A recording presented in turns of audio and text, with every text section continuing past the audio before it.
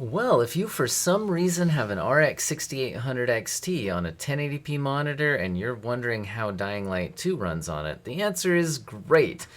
But not with ray tracing. So what settings are we at here? And by the way, we'll test out 1440p and 4K in a second. I just thought we'd start with 1080p. So 1080p, no upscaling, and I set everything to the high or very high settings. In this game, the ultra settings involve ray tracing. So like if I went up to UltraQuality, it would involve ray tracing.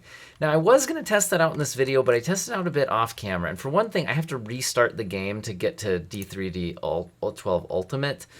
And to be honest, I'm just going to say the ray tracing performance is just not worth it. Even at 1080p, it's really not going to hit 60 FPS, and I just don't think it makes sense to go from playing the game at like 140 FPS like we're doing here to 50 FPS and struggling to hit 50 FPS at 1080p on this kind of a GPU just to get the ray tracing. Although the ray tracing does look nice in this game, I'm gonna say it's just not worth it on this GPU. Anyway, so 1080p, we're just gonna say, yeah, just max out everything besides the ray tracing. That's your optimized settings. No reason to turn anything down when your performance is that good. Now, going to 1440p, leaving everything at the max settings, let's take another look. So 1440p, we're now at 105, 106 frames per second on that scene. Looking over here, we do get higher frame rates because it's easier to render those like mountains and things in the distance than it is to render these enemies. So I think using this area as kind of more of the benchmark is good because you have multiple enemies on scene, more vehicles and level geometry and all of that. But it does look like we can definitely max out the game. Again, max out non-ray traced at 1440p and still be hitting 100 FPS. So I don't think there's any real reason to turn anything down.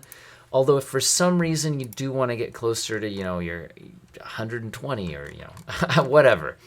The fog quality is a big deal in this game. Like if you go from high down to low, I think we'll see a noticeable impact of the performance. Notice we're jumping over 10 frames per second, which at these frame rates is like almost 10% or more in terms of our performance. So that is kind of a big deal. Although once again, I just don't see the point of turning it down myself. I just thought I'd say that's your big performance hit target. Medium does look significantly better than low when you view the fog up close. So I would actually say if you're going to turn it down a bit on this GPU when you're already getting such good performance, maybe medium instead of high. But like my optimized recommendation is just don't turn on ray tracing, but you're good to go at 1440p. I don't think you have anything to worry about. It's playing the game at 4K where things get a little bit more interesting on this GPU. So 3840 by 2160, here we go. How are we doing? Well, you can see that we are close to 60 FPS here. And again, there's probably some more demanding scenes in the game, but this, at least has some enemies on screen. I think this is at least fairly typical. Right, looking over here is an example of an easier to run scene where we're definitely over 60 FPS. So I think we could be averaging 60 FPS, but personally, I care about the lows and the more demanding areas, so dropping below 60 is not ideal to me. But what could we do? Well, like I mentioned, the fog settings do have a pretty significant impact on performance, so dropping fog down to medium to get your lows closer to 60 FPS makes a lot of sense to me. You can see now that we actually are at 60 FPS, although you can see when I move and get in closer, we are still dipping below it. So getting a little more performance could be nice, but how are we gonna get it? Well, one option that I'd like to bring up is overclocking.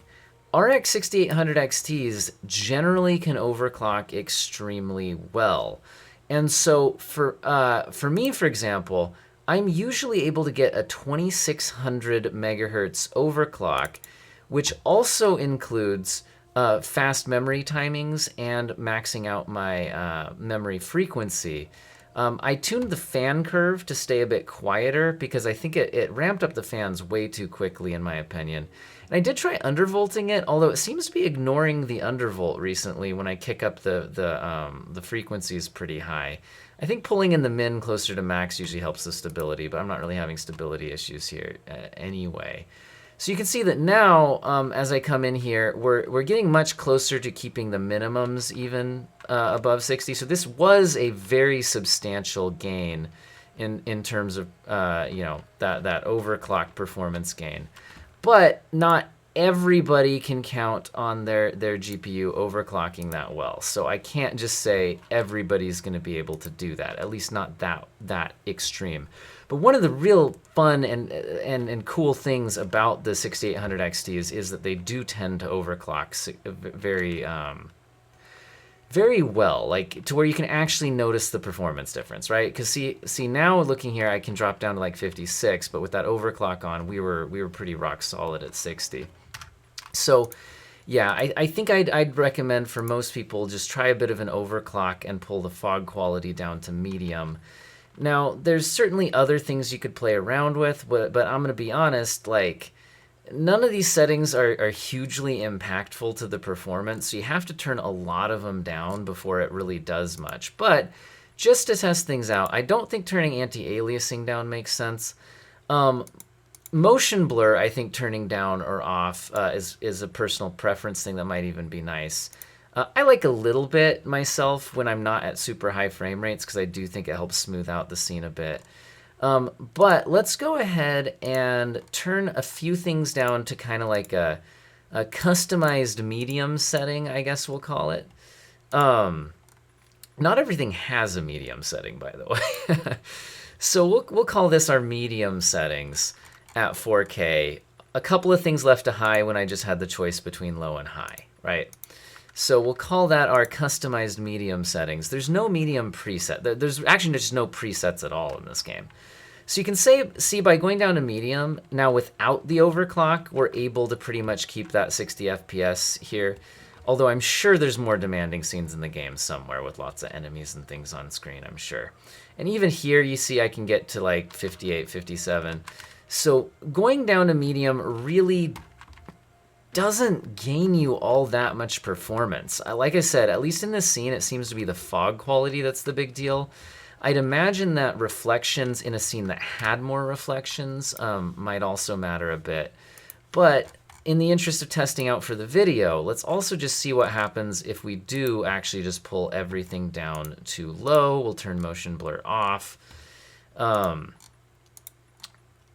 I'm not going to turn some settings like ambient occlusion can be turned off, but honestly it looks terrible off and the performance difference is tiny, if at all, to be honest.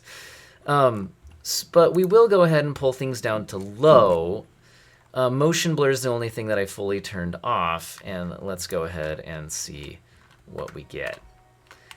So this, it does look like, by turning so many things down, it does look like we're able to stay comfortably above 60 now. So actually a pretty good refresh rate experience here at low settings. And to be honest, it still looks pretty decent. So this isn't an unreasonable way to play the game if you want to be at 4K and 60 FPS average with some dips below it isn't good enough for you, right? This still looks fine. Not the way I'd go personally, but fine. So the other thing that we could try out is turning everything up, other than ray tracing. Again, it's just not gonna happen on these cards, guys. I'm sorry, it's just not. Unless you want like 30 FPS, 1440p maybe, something like that. But I just think it's silly, and I'm not gonna encourage you to do that. But anyway, we're going to turn everything up to high, except I just prefer motion blur at low myself. Again, we're not going to be at 60 FPS exactly. We're going to be close. But here's where we're going to try FSR, but here's what I hate about this. They don't have FSR UltraQuality in this game. They only have the quality setting, not the UltraQuality setting. I'm hoping that gets patched. But for some reason, I don't know. It's just not there. Which sucks, because we don't really need to go all the way down to quality. Notice that gets us a huge performance boost. We're at, high settings and 100 FPS now. because it's, I think, just rendering the game at 1440p basically. But then using FSR to kind of, edge detect and sharpen the details and things like that. So one option if you're playing on a 4K screen is just to use that FSR quality, although personally I would like to use UltraQuality, and it just isn't there. Hopefully it will be in a future patch, in which case I would say definitely play around with that and see if it looks good to your eye.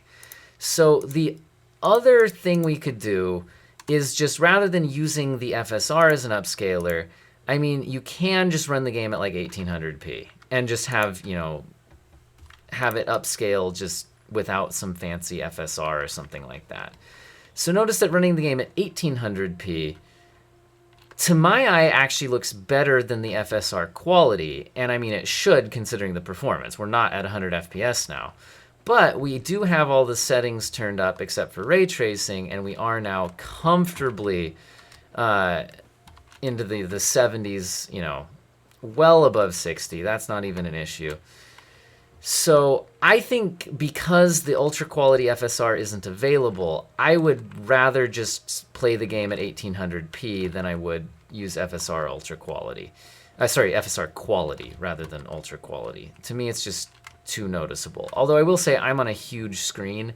I'm on a 48-inch screen. So on a smaller screen, the differences might not be as obvious. So anyway, now there's also the option of doing like a custom widescreen, which on my monitor looks fantastic because I'm on OLED.